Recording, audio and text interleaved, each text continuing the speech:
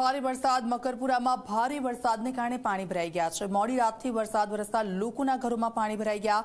Haveli 4 રસ્તાથી Makarpura depot road પાણીમાં ગરકાવ છે। ઘૂંટણસમાં પાણી ભરાવાને કારણે લોકો હેરાન પરેશાન થઈ રહ્યા છે।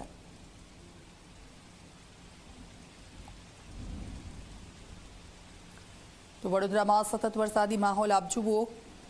ભારે વરસાદ વરસ્યો તેના કારણે જે રસ્તાઓ છે તે પાણીમાં ગરકાવ થઈ ગયા છે। મકરપુરામાં ભારે વરસાદને કારણે પાણી ભરાઈ ગયા છે। નીચાણવાળા વિસ્તારો સૌથી વધારે પ્રભાવિત થયા છે। મોડી રાતથી જે વરસાદ શરૂ થયો હતો તેના કારણે હવેલી 4 રસ્તાથી મકરપુરા સુધીના જે રોડ રસ્તા છે તે બ્લોક થઈ ગયા છે।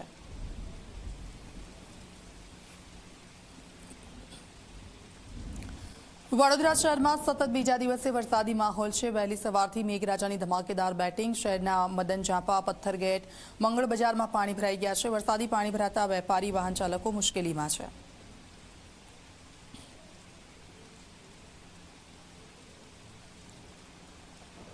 તો સતત મોડી રાત્રે જે વરસાદ વરસ્યો તેના કારણે આ પરિસ્થિતિ છે। મોડી રાતથી જ લોકોના ઘરમાં પાણી ભરાવાની સમસ્યાઓ શરૂ થઈ ગઈ હતી, જે હજુ સુધી પાણી ઓસર્યા નથી, કારણ કે સતત વરસાદી માહોલ શરૂ છે વડોદરામાં। અલગ અલગ વિસ્તારના દ્રશ્યો મેં આપને બતાવી રહ્યા છે। વરસાદે વડોદરાવાસીઓની મુશ્કેલી છે તે વધારી દીધી છે। બીજા દિવસે પણ ધોધમાર વરસાદ વરસ્યો અને તેના કારણે નીચાણવાળા વિસ્તારો છે સૌથી વધારે પ્રભાવિત થયા છે। સાથે સાથે હાઈવે પર પણ પાણી ભરાઈ ગયા છે। રોડ રસ્તા બ્લોક થઈ ગયા છે। લોકો જ્યાં છે ત્યાં જ અટકી પડ્યા છે। તો આપ જુઓ, જે દુકાનો છે તેમાં જે વસ્તુઓ છે, જે માલ સામાન છે તેને નુકસાન થયું છે, સાથે વાહન ચાલકોને પારાવાર મુશ્કેલી।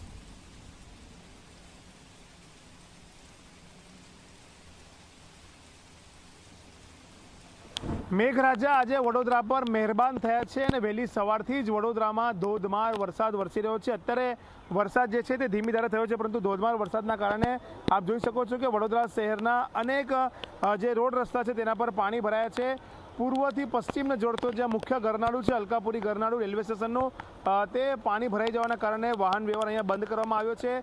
લોકો જે ફૂટપાથ છે ગરનાળાના તેના પરથી ચાલીને પસાર થઈ રહ્યા છે। આપ જોઈ શકો છો કઈ રીતના જે ગરનાળું છે તે ગરનાળું બંધ થતાં લોકોને હાલાકી પડી રહી છે। મહત્વની બાબત છે કે ખૂબ મોટી સંખ્યામાં જે વાહન ચાલકો છે તે આ ગરનાળાનો ઉપયોગ કરતા હોય છે, અહીંયાથી અવર જવર કરતા હોય છે, પરંતુ ગરનાળું પાણી ભરાઈ જવાના કારણે બંધ થતાં જે જેતલપુર બ્રિજ છે, અકોટા બ્રિજ છે, સાથે જો વાત કરવામાં આવે તો પંડ્યા બ્રિજ છે, ત્યાં ટ્રાફિકનું ભારણ થયું છે અને ટ્રાફિક જામના દ્રશ્યો પણ ત્યાં થયા છે। વડોદરા શહેરમાં માત્ર આ અલકાપુરી ગરનાળું નહીં, પરંતુ શહેરના અનેક જે ગરનાળા છે ત્યાં પાણી ભરાયા છે। જેતલપુર ગરનાળામાં પણ પાણી ભરાયા છે। વાત કરવામાં આવે તો રાવપુરા, આજવા રોડ, ચાર દરવાજા વિસ્તાર, લહેરીપુરાથી Mandvi gate, Subhanpura, Rajesh tower road સહિત અનેક વિસ્તારોમાં પાણી ભરાયા છે, જેના કારણે વાહન ચાલકોને મુશ્કેલી પડી રહી છે। રાહદારીઓને આપ જોઈ શકો છો કઈ રીતના લોકો જે છે તે એકબીજા સાથે સાચવીને અહીંયાથી જઈ રહ્યા છે, પસાર થઈ રહ્યા છે।